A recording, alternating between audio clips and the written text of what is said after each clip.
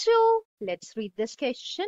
The question says, the rise of middle class played a very important role in the rise of French Revolution.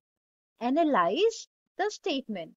तो question हमसे पूछ रहा है कि जो मिडिल क्लास थी उनकी राइज में बहुत ही ज्यादा एक इम्पोर्टेंट रोल प्ले किया था फ्रेंच रेवोल्यूशन के दौरान।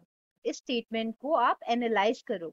Now coming to the key concept of the question, हम बात करेंगे इंक्रीज्ड ओवरसीज ट्रेड की और मैन्युफैक्चरिंग की, जो कि बढ़ी थी कुछ गुड्स की। वो गुड्स जो थे ना, वो थे इस टाइम पर जैसे कि वूल और सिल्क।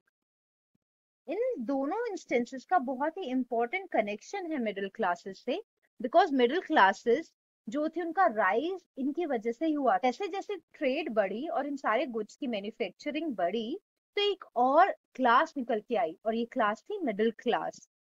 18th सेंचुरी में एक और सोशल ग्रुप जो इमर्ज होके आया था उसका नाम हुआ फिर मिडिल क्लास। इसको मिडिल क्लास के नाम से जाने जाना लगा। इनके अंदर आते थे आपके मर्चेंट्स, मैन्युफैक्चरर्स, प्रोफेशंस जैसे कि लॉयर्स और एडमिनिस्ट्रेटिव ऑफिशियल्स, ये सारे आपके मिडिल क्लास में आते थे। सारे के सारे एजुकेटेड थे और इनका मानना था कि कोई भी ऐसा ग्रुप नहीं होना चाहिए सोसाइटी में जिसको बाय बर्थ ही कुछ खास प्रिविलेजेस मिले हुए हों।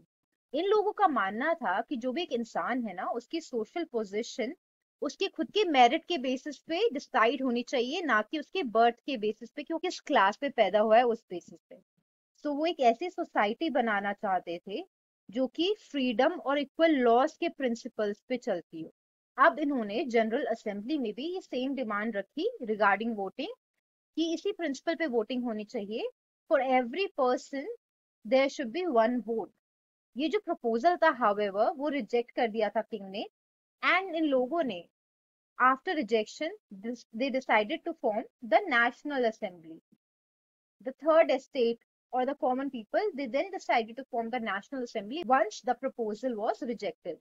Now जो 20th जून आई ना, ये सारे के सारे लोग एक टेनिस कोर्ट के अंदर इकट्ठा हो गए और उन्होंने वहां पे एक ओथ ली जिसको टेनिस कोर्ट ओथ भी बोला जाता है, जिसके अंदर जितने भी थर्ड एस्टेट के रिप्रेजेंटेटिव थे उन्होंने अपने आप को नेशनल असेंबली डिक्लेयर किया और ये स्वेर किया कि वो लोग बार बार इकट्ठा होते रहेंगे और डिस्पर्स नहीं होंगे तब तक कि वो एक कॉन्स्टिट्यूशन जो है फ्रांस के लिए ड्राफ्ट नहीं कर देते हैं। अब ये जो कॉन्स्टिट्यूशन है इसके अंदर वो चाहते थे कि जो पास है ना मोनार्क की, किंग की, वो लिमिट होनी चाहिए, एंड ये कॉन्स्टिट्यूशन वो लेकर भी आए थे। So, in the final answer to this question, we have analyzed the role which the middle class played during the French Revolution, that how important they were to the entire revolution. Hope you understood it well. Best of luck. Thank you so much.